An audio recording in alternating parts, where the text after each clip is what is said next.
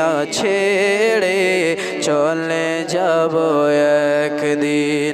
এই যে বাড়ি গাড়ি ক্ষমতা সবই চলে যাব আমি পড়ে রব। শোনার পরে এখন আপনি নিজের কাছে প্রশ্ন করুন যে আপনার জীবনে চেঞ্জিং কি আসলো, কি বদলাওটা আপনি নিয়ে আসলেন। এতদিন থেকে জীবনী আপনারা শুনছেন, আমরা শুনছি নবী পাকের জীবনী। কার? নবী পাকের জীবনী আমরা শুনছি, কিন্তু শোনার পরে আমাদের জীবনে আমলটা কি হলো? শুধু শুনলেই হয়ে যাবে? শুধু শুনলেই কি আমরা জান্নাতি হয়ে যাব? এটা ঠিক যে শুনবেন তো সওয়াব পাবেন, কোরআন হাদিসের আলোচনা শুনবেন সওয়াব পাবেন, কিন্তু তার সঙ্গে তার উপরে আমলটা বেশি জরুরি। শুধু শুনলে হবে না, আমল করতে হবে। তো আমরা এতদিন যাবত নবী পাক সাল্লাল্লাহু আলাইহি ওয়াসাল্লামের জীবনে শুনে আসছি যে নবী পাক সাল্লাল্লাহু আলাইহি ওয়াসাল্লাম এই দ্বীন ইসলামের খাতিরে কত যুদ্ধ করেছেন। নবী আমাদের জন্য আল্লাহ তাবারক ওয়া তাআলার কাছে কান্না করেছেন। নবী আমাদের জন্য মেরাজে গিয়েছেন। নবী আমাদের জন্য নামাজের তোহফা নিয়ে এসেছেন। নবী আমাদের জন্য কোরআন শরীফের মধ্যে আল্লাহ তাবারক ওয়া তাআলা যত সমস্ত হুকুম দিয়েছেন সব কিছু প্রকাশ করেছেন, যাতে আমরা দয়ার নবী মায়ার নবী সাল্লাল্লাহু আলাইহি ওয়াসাল্লামের উম্মত হইয়া যেন তার উপরে আমল করতে পারি। কিন্তু আফসোস হলো যে আজকে আমরা এখনো পর্যন্ত সেই সমস্ত আমল ত্যাগ করে আছি। একটা আমল ভালো করে করছি না, একটা আমল। যে জায়গায় নবী আমার বলছেন যে আমার কথার উপর আল্লাহ তাবারক ওয়া তাআলা বলছেন যে আল্লাহ ও আল্লাহর রাসূল থেকে সামনে এগিয়ে যেও না, আর আজকে আমরা একটা কথাও মান্য করছি না, সমস্ত কথা থেকে দূরে সরে আছি। শুধুমাত্র কি দূরে সরে থাকলেই হয়ে যাবে, জান্নাতি হয়ে যাব? আলহামদুলিল্লাহ ঈমান নিয়ে এসেছি। নবী পাক সাল্লাল্লাহু আলাইহি ওয়াসাল্লামের উপরে, আল্লাহ তাবারক ওয়া তাআলার উপরে, আল্লাহর সমস্ত ফেরেশতার উপরে, আল্লাহর আসমানি কিতাবের উপরে, সব কিছুর উপরে ঈমান নিয়ে এসেছি। কিন্তু ঈমান নিয়ে আসার পরে ডাইরেক্ট কি আমরা জান্নাতে চলে যাব? আমল কি আমাদেরকে করতে হবে না? আমাদের কাছে জমিন হলো আমাদের ঈমান। জমিন পেয়ে গিয়েছি, সেই জায়গায় থাকার জন্য তো কিছু করতে হবে। সেই জায়গায় থাকার জন্য তো আমাদেরকে বাড়ি বানাতে হবে। এবার বাড়ি বানানোর জন্য কি লাগবে? সর্বপ্রথমে চারদিকে চারটা পিলার লাগবে, চারদিকে চারটা খাম্বা লাগবে, না হলে উপরে ছাদ দিতে পারবেন না। এবার ছাদও যদি দিয়ে দেন, ছাদ দেওয়ার পরে চারপাশে যদি আপনি ঘেরাওটা না করবেন, চারপাশে যদি বেড়া না লাগাবেন, তবে আপনার বাড়িতে হাওয়া চারপাশ থেকে ঢুকবে, আপনাকে ঠান্ডা লাগবে। তো এই সমস্ত কিছুর ব্যবস্থা করতে হবে। সর্বপ্রথমে পিলার, যে চারটা পিলার চার কোণে লাগাতে হবে, সেই চারটা পিলার আর অন্য কিছু নয়, সেগুলি হলো সর্বপ্রথমে নামাজ, তারপরে আসলো রোজা, তারপরে আসলো হজ, তারপরে আসলো যাকাত। এই চারটা স্তম্ভ যখন আপনি মানবেন, আপনার জমিন হলো ঈমান, ঈমানের উপরে এই চারটা খুঁটি স্তম্ভ তখন লাগবে। এই চারটা স্তম্ভ লাগার পরে যখন আপনি একদম পরিপূর্ণভাবে সুন্দরভাবে আল্লাহর হুকুমের উপরে আমল করতে থাকবেন, তখন আপনি আপনার বাড়ির উপরে ছাদ দিতে পারবেন। পিলার দেওয়ার পরে উপরে ছাদ হবে। যখন আপনি নবী পাক সাল্লাল্লাহু আলাইহি ওয়াসাল্লামের প্রত্যেকটা হুকুমের উপরে আমল করবেন, তখন আপনার বাড়িতে বেড়াও লেগে যাবে, তখন আপনি বাঁচবেন, তখন জাহান্নামে যাবেন না। কিন্তু আফসোস আজকে আমাদের কাছে নামাজটাই নেই।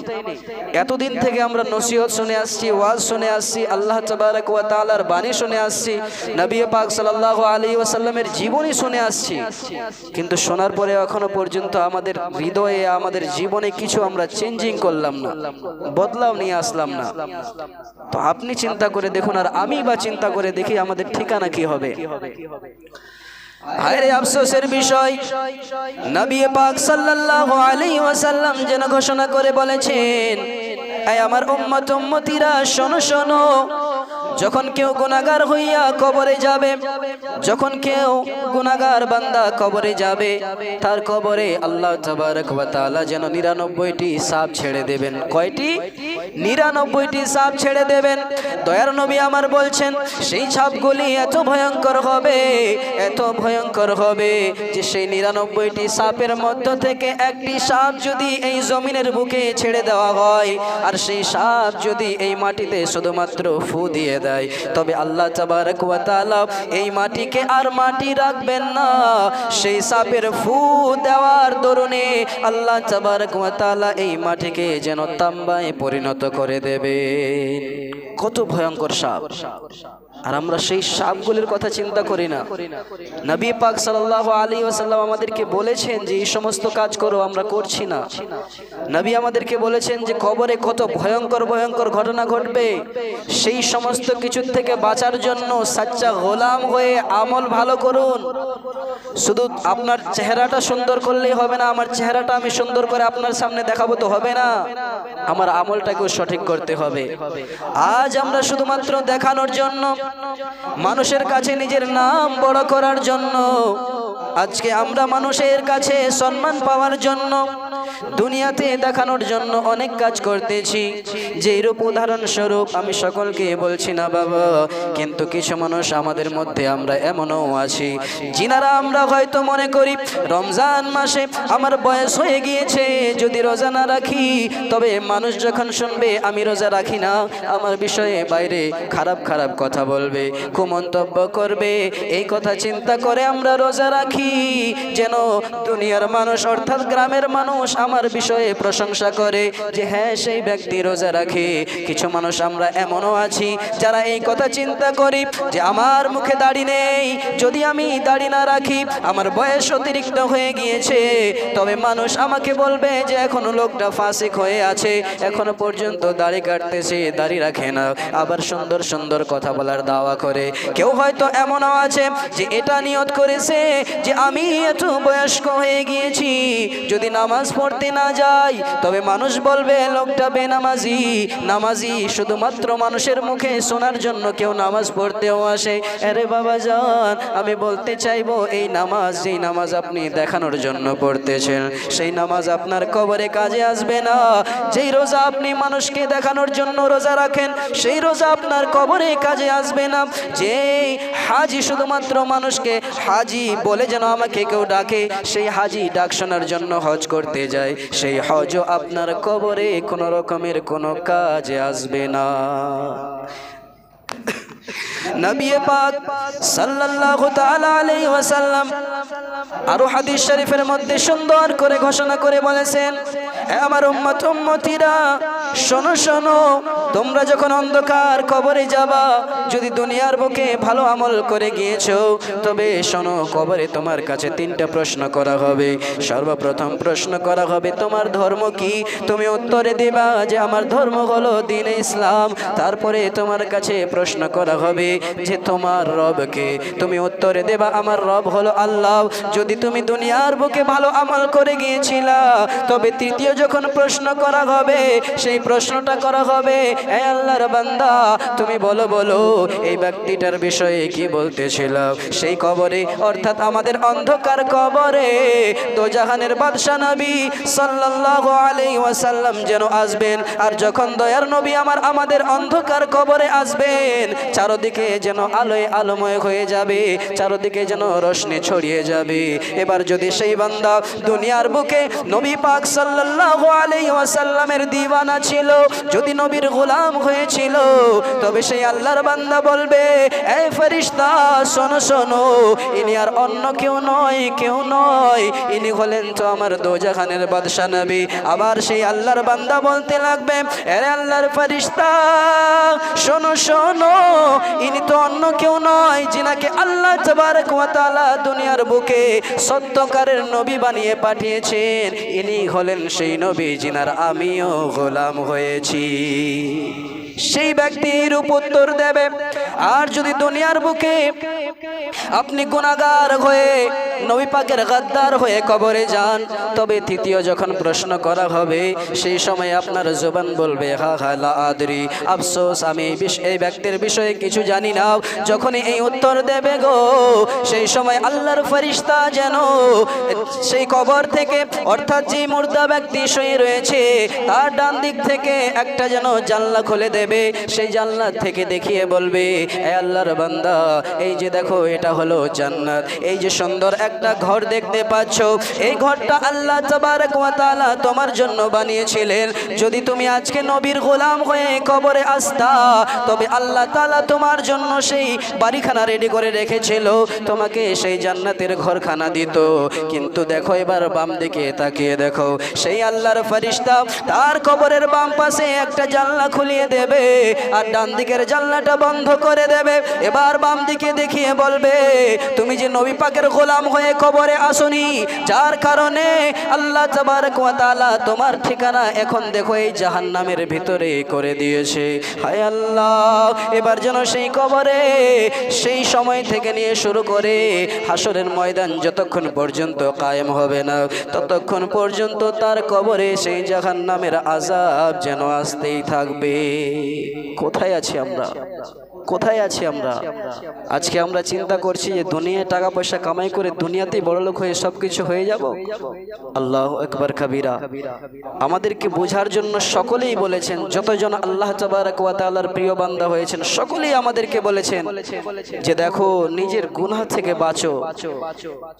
একজন কত সুন্দর করে বলেছেন, এ দুনিয়া ছেড়ে চলে যাব একদিন, মায়ারে বাঁধন ভেঙে যাবে একদিন।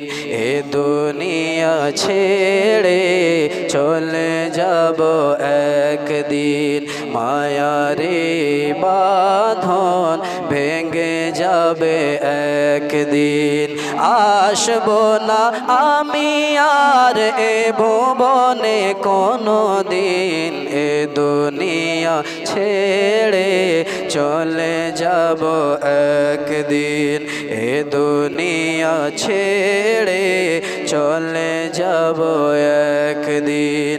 এই যে বাড়ি গাড়ি ক্ষমতা সবই চলে যাব আমি, পড়ে রবে সবই।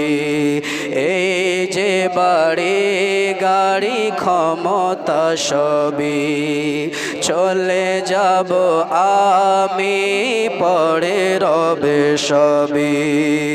দুনিয়ার মায়া সব, দুনিয়ার মায়া সব চলে যাবে একদিন, দুনিয়া ছেড়ে চলে যাব একদিন, এ দুনিয়া ছেড়ে চলে যাব একদিন।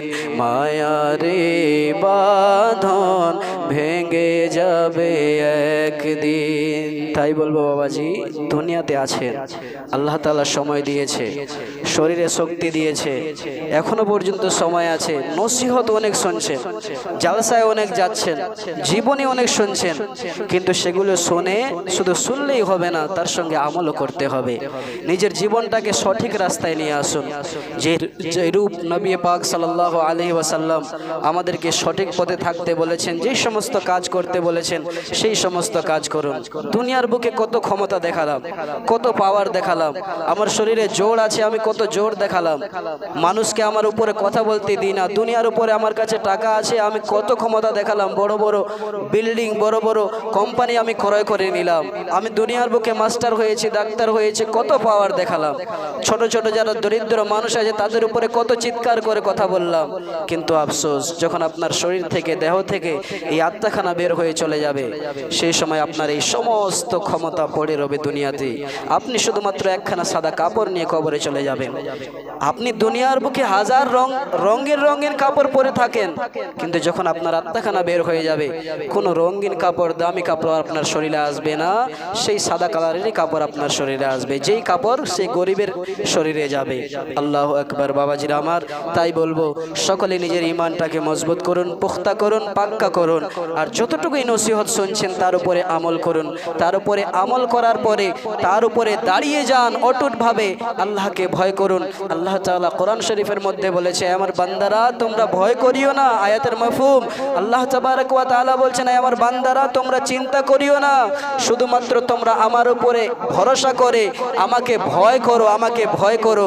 আল্লাহ তাআলা বলছেন, আমি তোমাদেরকে এমন জায়গার থেকে রুজি দেব, এমন জায়গার থেকে রুজি দেব যেটার থেকে তোমরা কোনোদিনও ধারণাও করোনি। জোরে বলুন সুবহানাল্লাহ।